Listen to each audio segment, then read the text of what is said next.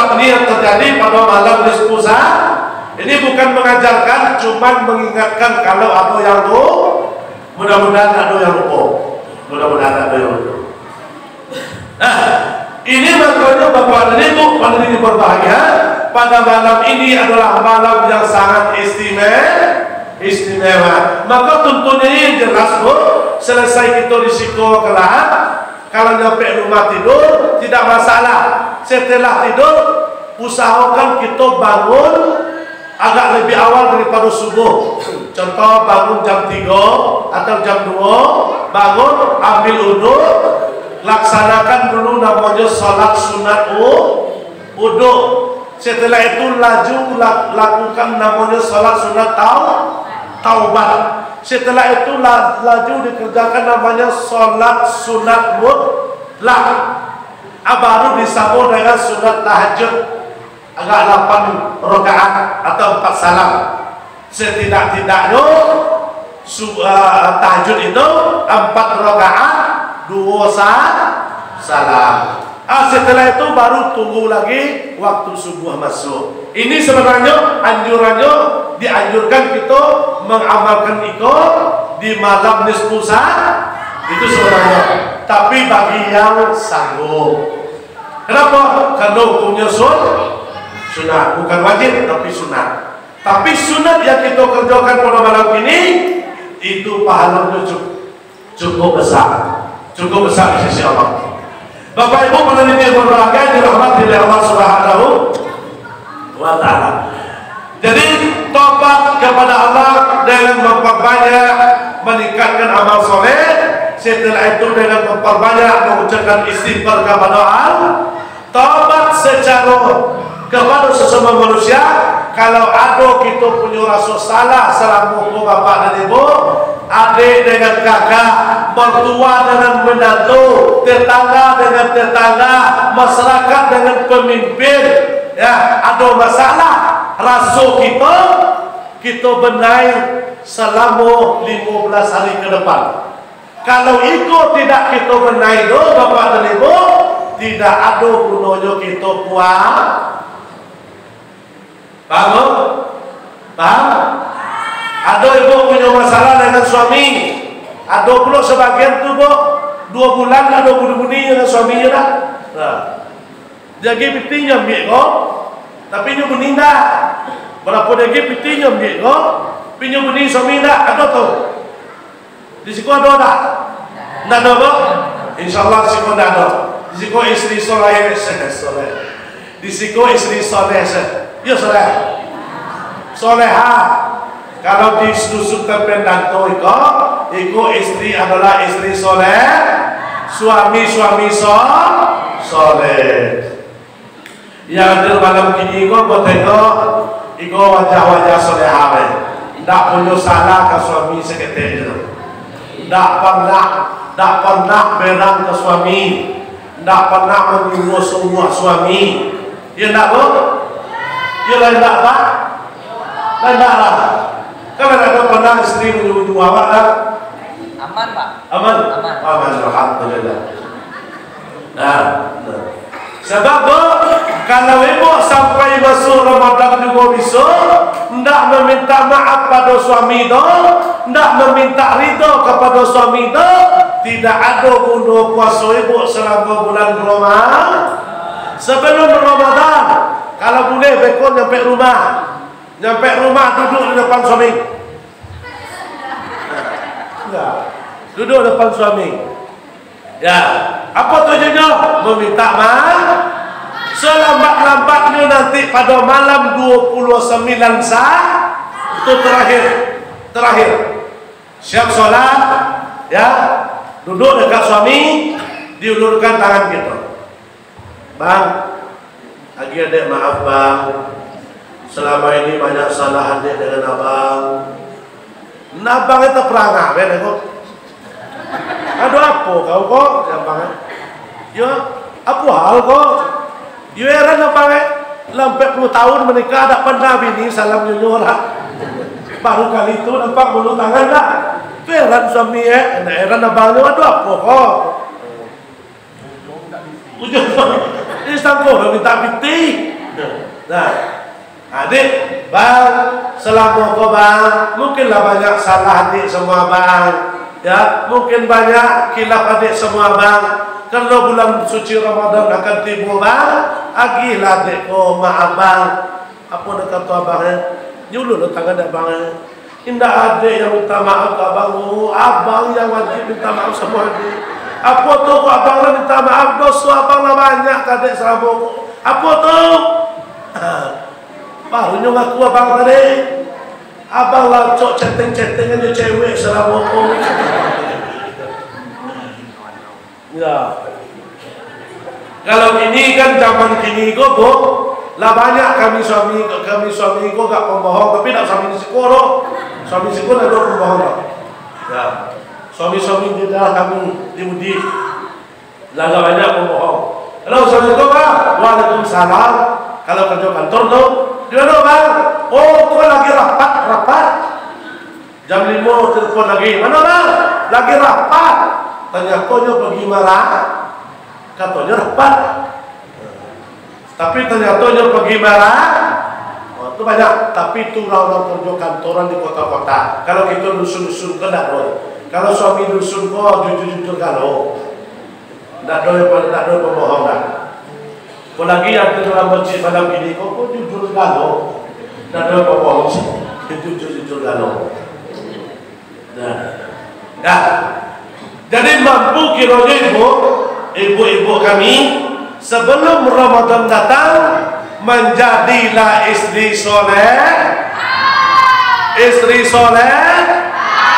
Berapa kunci istri soleh apa? Kunci istri soleh itu berapa macam?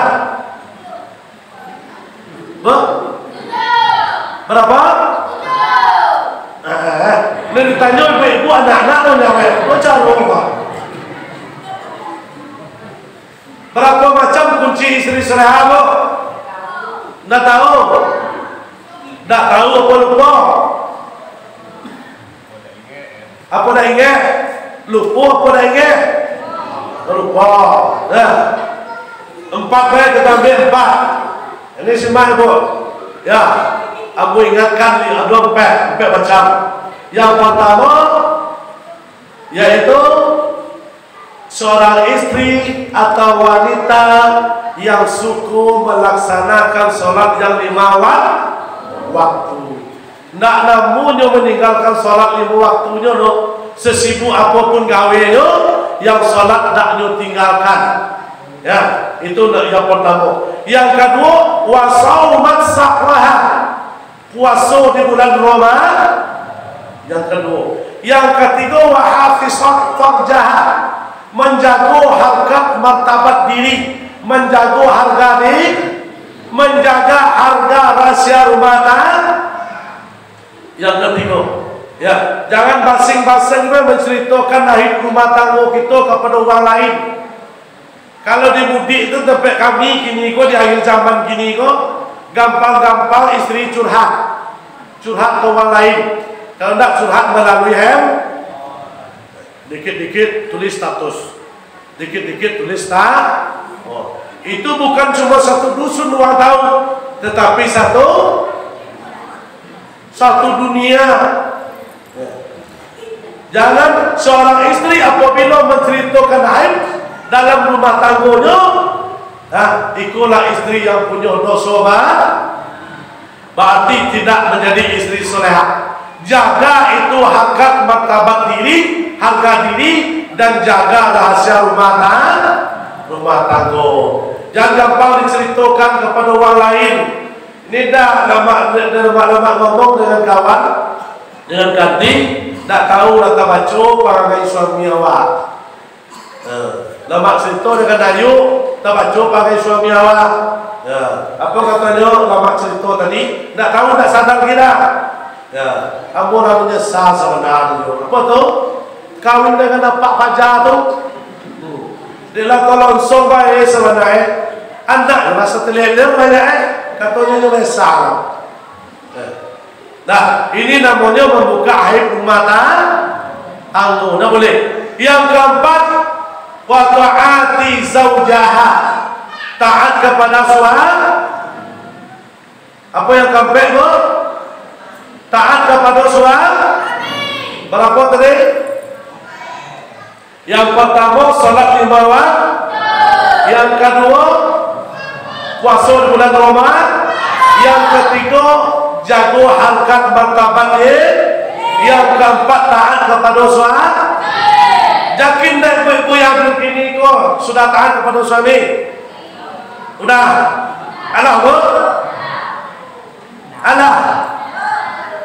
Banyak yang tak ngaku. Pelanggan Pak. Hah? Pelanggan banyak. Masya Allah. Nah, bu, walaupun ibu rajin ibadah, walaupun ibu rajin umrah, walaupun ibu rajin haji, walaupun ibu rajin puasa, walaupun ibu rajin infak sedekah, walaupun ibu rajin salat berjamaah, tetapi kalau mulutnya kejam, pedas, menyakitkan pada suaminya, ya, tidak akan mencium bau surga. Paham? Nah, aku tanya kali ini, udah taat atau belum pada suami? Udah. Apa contohnya? Contoh taat itu apa? Nah, kalau you taat, contohnya apa? Satu Mati suami. Kiri setiap pagi. Oh, tahu. Kalau kecil suami, yang tandanya istri taat pada suami itu setiap pagi bikinkan teh, bikinkan kopi, hidangkan nasi. Allah mana tu? Lah, abati lah tu bang. Allah satu mana tu Allah. Ya, itu salah satu tugas istri soleha mengurus suami. Masya Allah bu, kalau ibu tahu bu pahalanya mengurus suami itu bu, ya mengurus suami. Kalau ibu tahu, Masya Allah, mungkin ibumu menambah sekok gigi. Tapi banyak ibu yang belum tahu. Ya, ya. Tapi lawak baca dulu bu. Ya, menghidangkan nasi untuk suami berapa pahalanya bu? Berapa pahalanya? Menghidangkan makan suami? Berapa besar pahalanya? Berarti kan belum tahu dah. Lupa apa belum tahu? Lupa. Besok, mulai dari pagi besok, simak bagi yang punya suami, bagi yang muda-muda. Kalau yang tua-tua tak pergi dah. Yang muda-muda. Dah. Simak. Ibu menyediakan nasi makan untuk suami sebelumnya minta pahalanya sama dengan orang mati sahid. Orang mati sahid itu bapak dan ibu itu tidak merasakan sisa kubur, tidak merasakan sakaratul maut, langsung masuk surga tanpa hisab. Ya, itu ibu. Ya, itu baru satu mengurus makan suami. Belum lagi mencuci pakaiannya, apalagi celananya banyak, celana lepis. Nah, celana lepis, tahu lepis ibu? Lepis itu lah celana yang paling ringan tuh. Ya, kalau ada suami sampai gini suku dia beli celana lepis, aku nanya nak menyiksa bininya tu. Tapi gini nak lo tersiksa, kenapa? Kalau ada mesin cuci. Itu baru sekok makan deh. Pahalanya sama mati kurang mati sahih. Di jangan suruh juga suami kita besok untuk ngambil nasi deweknya. Mulai dari pagi besok, makan tak makan, dia cong nasi ke tangan. Ya, makan lantak situ, tak makan lantak situ. Penting nasi teruk tangan. Ya, ya. Paham?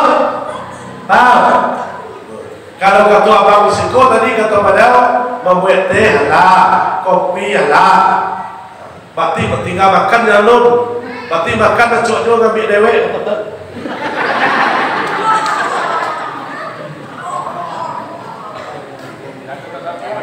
Iya.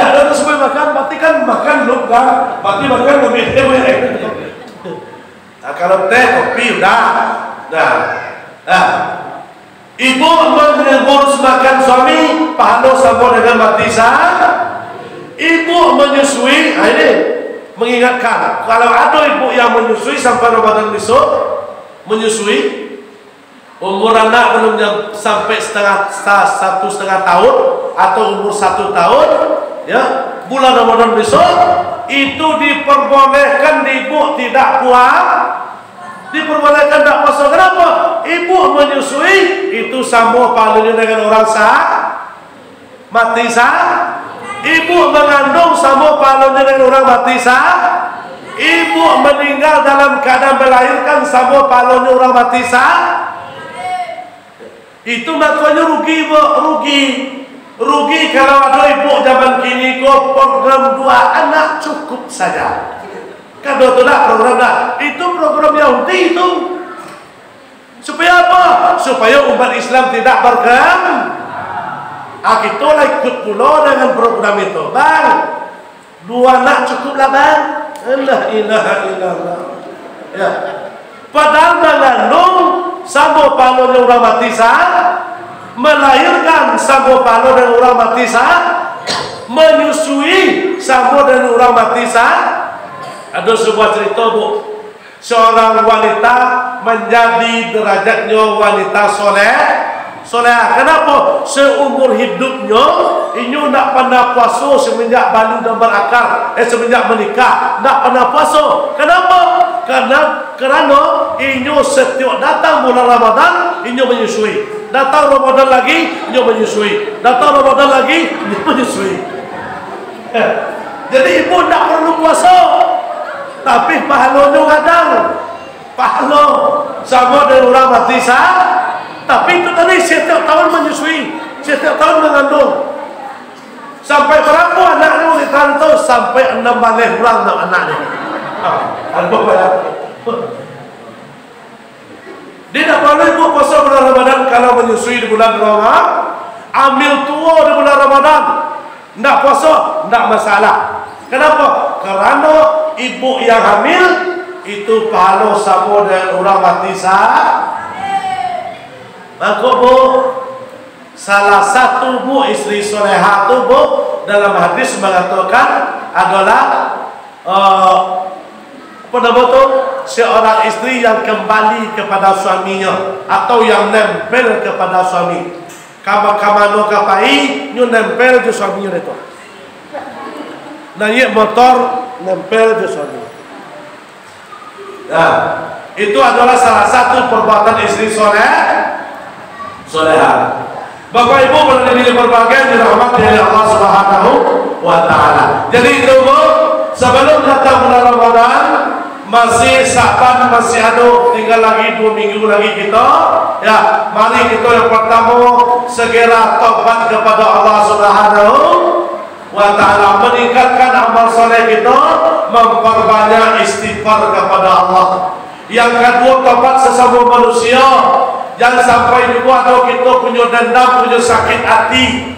Ya, la yadkhulul jannata qati'ur rahim. Tidak akan masuk surga. Ini Nabi mengatakan, kalau mati mereka dalam keadaan bermusuhan, tidak akan masuk surga orang yang semacam itu. Ya, mana tahu sebelum kita berdamai dengan sebulan mati. Sebab ini mati tak ada menunggu sakit dah, mati tak ada menunggu tua dah. Itu tengok saudara kita petang perdam masih muda, paling umurnya sudah sampai 30-an lah paling lah. Nah, paling 30-an. Berarti mati kini kau tidak menunggu tua, tidak menunggu sakit. Di dalam sampai kita mati di dalam berhadas dengan orang lain. Orang yang terbaik Bapak dan Ibu bukan sarjana, bukan orang kaya, bukan orang hebat, tetapi siapa? Orang yang memaafkan kesalahan orang lain. Itu manusia yang terbaik. Ya, Bapak Ibu pernah di berbagai dirahmati oleh Allah Subhanahu wa taala. Di setelah kita tobat kepada Allah dengan memperbanyak amal soleh, memperbanyak istighfar, taubat sesama manusia, saling meminta maaf. Yang ketiga, taubatlah kita untuk selalu mendirikan sholat, melaksanakan sholat. Jangan sampai kita meninggalkan sholat yang 5 waktu. Apalagi kita sebentar lagi akan masuk bulan suci Ramadan. Kalau ada suami ibu besok, bu, ini pesan moral. Ya, pesan moral. Kalau ada suami ibu besok di bulan Ramadan, jam 11 pagi nyu minta tanak nasi, jangan ditanakkan nasi. Kalau ibu tanakkan, berarti tidak menjadi istri soleh. Tidak. Kalau nyu nak makan, biar nyu tanak dewe. Nak minum kopi, suruh buat bikin dewe. Kalau bulan Ramadan, itu tidak boleh. La ta'ati bimasiyati khaliq. Tidak ada taat kepada orang yang bermaksiat kepada Allah. Kalau ada yang tidak puasa, ya, sakitnya tidak ada halangannya, tidak puasanya, berarti mereka bermaksiat kepada Allah. Jangan mampu kita untuk memasak nasi, untuk bikin kopi, untuk bikin teh. Kalau nak minum, buat dewek. Nak makan, ambil dewek. Itu kalau bulan Ramadan. Tak boleh. Yang kedua, kalau ada kita yang puasa biasanya bulan Ramadan, kita puasa bulan Ramadan tapi tak solat yang 5 waktu, percuma. Yaqruqu ta'amahu wa sarabahu la qawlassur. Mereka tidak makan berarti puasa, mereka tidak minum berarti puasa, tetapi tidak bisa mencegah mulutnya dari perkataan yang kotor. Atau la salat maktubah, tidak salat 5 waktu. Kata Allah, saya tidak butuh dengan puasa mereka. Berarti puasa kita tak ada benda-benda. Kalau kita tak solat 5 waktu, walaupun kita puasa, percuma puasa kita kalau kita tak solat 5 waktu di bulan Ramadan. Jadi jangan kita tinggalkan solat mulai dari kini sampai Ramadan. Ya sampai Ramadan, sampai setahunnya. Ya sampai Ramadan selesai Ramadan sudah lo solat hendak itu. Mulai dari kini sampai Ramadan dan sampai seterusnya. Nah, ini namanya taubat dengan melaksanakan sholat yang 5 waktu.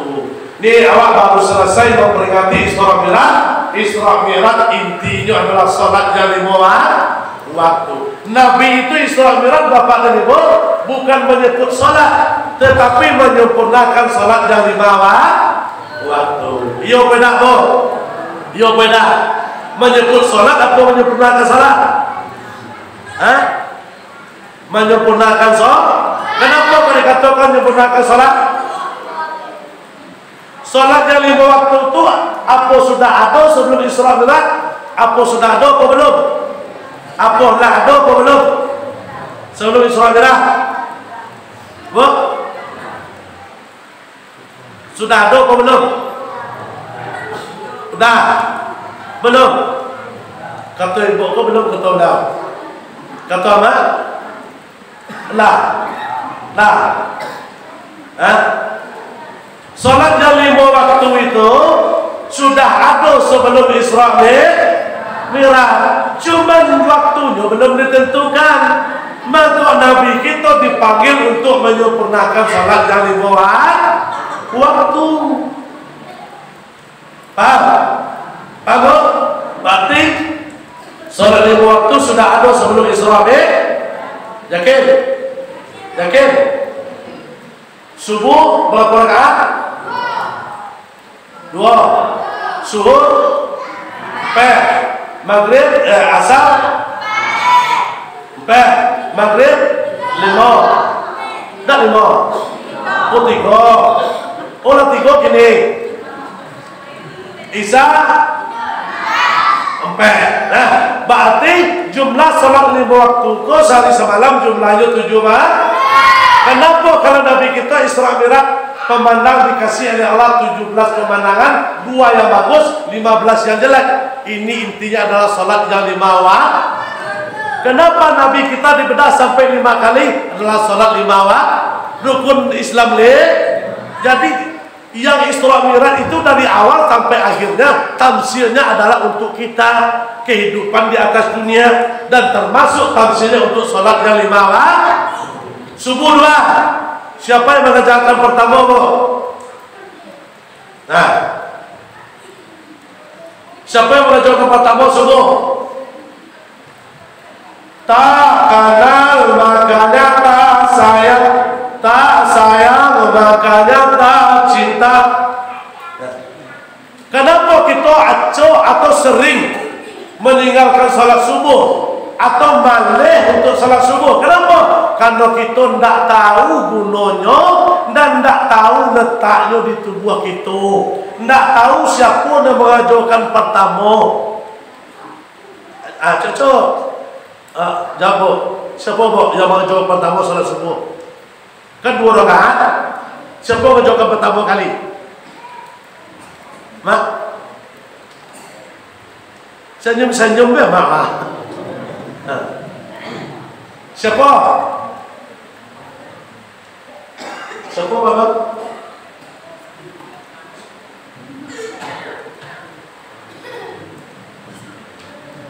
Lupa apa, Bang? Hah? Lupa. Nah, itu kau bagi tahu, Bu? Yo kita tahu. Salat jam 5 waktu itu Bapak dan Ibu letaknya di batang tu, dari abu kaki sampai ke puncak kepala. Di situ letaknya salat jam 5 waktu. Maka dikatakan sebuah riwayat, orang yang tidak salat 5 waktu sama dengan bangkai berjalan. Nah, sama dengan bangkai berjalan. Subuh 2 rakaat, Bapak dan Ibu 2 rakaat. Siapa yang mengajukan pertama sekali? Nabi Adam. Di mana letak di tubuh kita?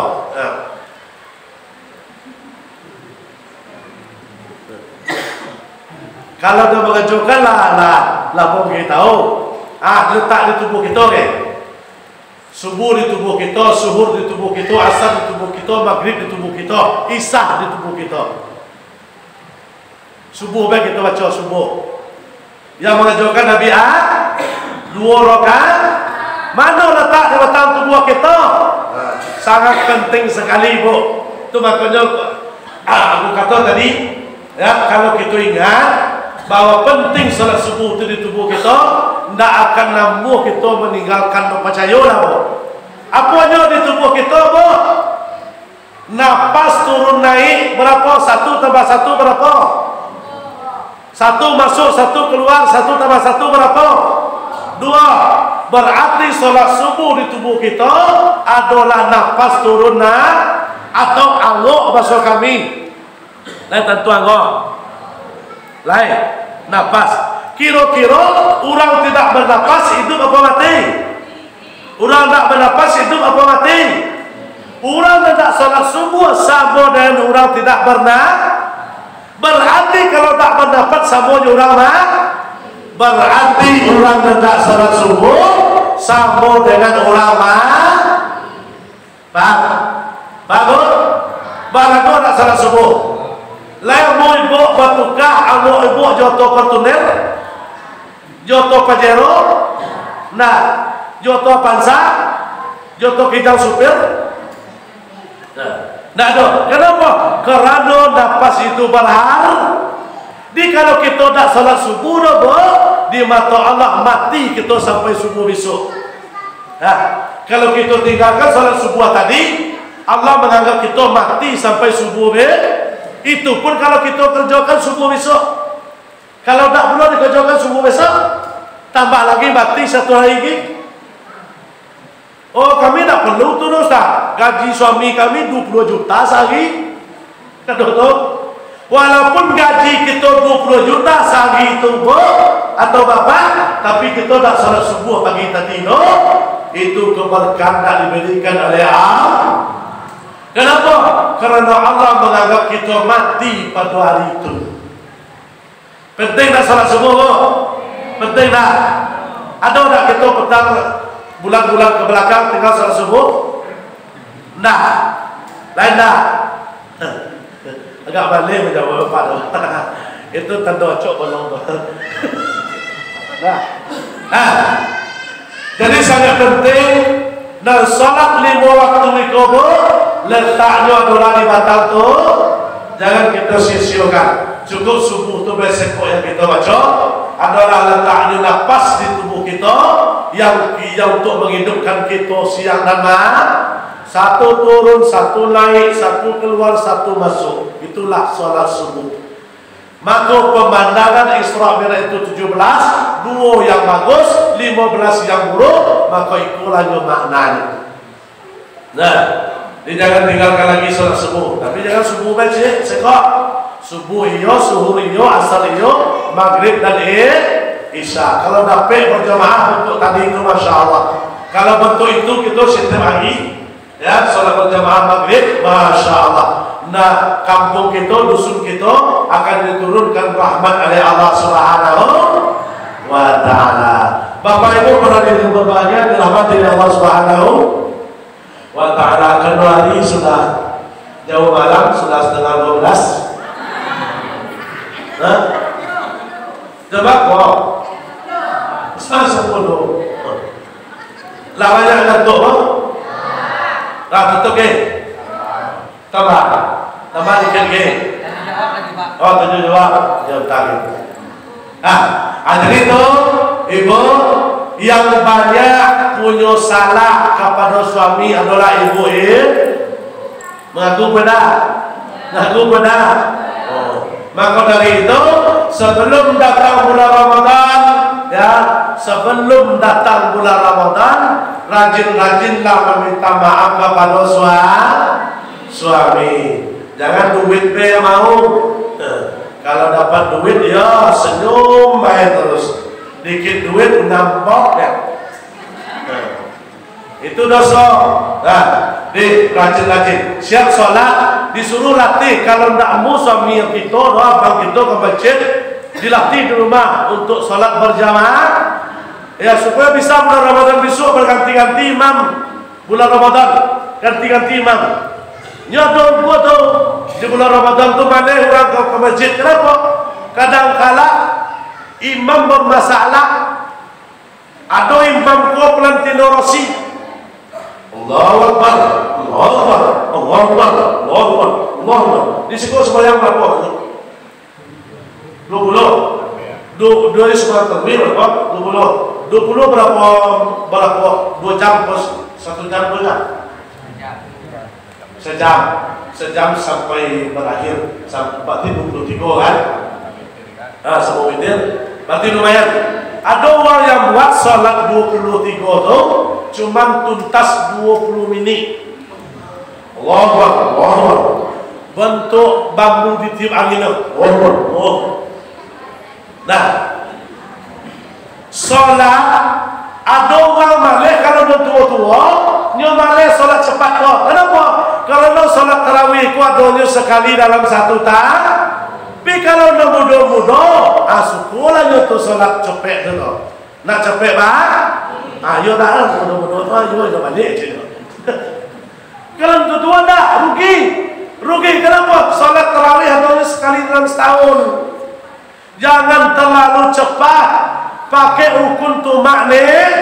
La solata walam tumainah. Tidak ada solat jikalau tidak pakai tumaknina. Allahu Akbar, Allahu Akbar, Allahu Akbar. Sami Allahu liman hamidah. Allahu Akbar. Tak boleh. Sami Allahu liman hamidah itu pakai tumaknina. Tumakninanya berapa? Kata Nabi, luruskan tulang belakangmu. Setidak-tidak sempat membaca Subhanallah. Itu setidak-tidak. Tapi sempurnakanlah, ya. Contoh imam Allahu Akbar Subhana Rabbiyal A'la wa bihamd. Berapa kali itu? 3. Ada yang tak sempat jamaah di belakang baca sekali pun tak sempat. Allah. Subhanallah. Ada tu tempatnya ada. Ikut tak sempurna salat dia. Kenapa? Setidak-tidak sempatkanlah membaca Subhana Rabbiyal A'la 1 kali. Kenapa? Kalau 3 kita baca untuknya sudah ada. Dibaca 3 kali, sekali untuk siapa? 2 kali untuk siapa? 3 kali untuk siapa? Jadi kalau tak kita penuhi 3 kali dah rugi. Apalagi di bulan Ramadan. Berarti kalau kita baca 1 kali cuma dapat untuk awak dewek. Untuk orang tua dah dapat. Maka kesempurnaannya disempatkanlah baca 3 kali. Sujud ke bawah pun begitu juga. Begitu juga. Subhana Rabbiyal A'la wa bihamdi 3 kali. Sempat-sempatkanlah mulai dari besok pagi. Sujud terakhir itu diperpanjangkan, dilambahkan sujud terakhir. Sudah membaca Subhana Rabbiyal A'la 3 kali, disambung Allahumma inni as'aluka husnul khatimah, Allahumma razuqni taubatan nasuha qabla al-maut, Allahumma ya muqallibal qulubi tsabbit qalbi ala dinika. Nah, itu tambahnya setelah membaca Subhana Rabbiyal A'la 3 kali. Itu sujud terakhir. Sujud terakhir. Kata Nabi, yang paling dekat hamba dengan penciptanya atau dengan Allah adalah waktu sujud. Perpanjanglah sujudmu, kata Nabi. Ya, jangan dibuat solat seperti Valentino Rossi. Ada satu tempat kami menengok di kampung kami dewek dulu begitu. Tapi setelah alhamdulillah kini sudah agak mulai lumayan lah. Itu namanya Imam Valentino Rossi. Allah. Ini namun sasa mau dia baca Allah tadi. Nah, pada solat itu adalah kesempurnaan puasa Ramadan. Kita puasa Ramadan siangnya indah ikut do solat tarawih. Nah, itu ibaratnya rumah tidak pakai atau kalau masuk kami bahasa siku apa? Atap. Ibaratkan rumah tidak pakai kalau puasa tidak solat, ibaratkan rumah tidak punya tiang. Mungkin tak berdiri rumah tanpa tiang. Mungkin pun tidak. Berarti tidak akan mungkin rumah berdiri tanpa tiang. Maka puasa tidak solat, ibaratkan rumah tanpa tiang. Inyo puasa tidak solat tarawih, ibaratkan rumah tanpa atap. Paham? Kalau sholat, nah insya Allah kalau di Siko lumayan. Di Siko kami dah acok jo sholat Jumat dah pernah. Kalau di Siko imam kita sangat berpengalaman, punya ilmu, ya lumayan. Ya, tak terlalu cepat dan tak terlalu lambat. Ya ada suatu tempat yang namanya Imam Valentino Rossi. Ya, kita pikirkan juga jamaah di belakang. Kadang-kala jamaah ada yang umur 70 tahun. Berdirinya saja lah payah. Aku awak terlalu cepat. Wow. Iya, apa nak kata dia tua di belakang. Nah, dah tegak gila duduk sekali itu dah tegak gila. Besok tanya apa yuk nak masjid ke apa mak nak masjid ke mak? Tak telok. Kalau pak turun mak nak telok masjid apa tu? Ya. Macam Valentino Rossi kata mak tu.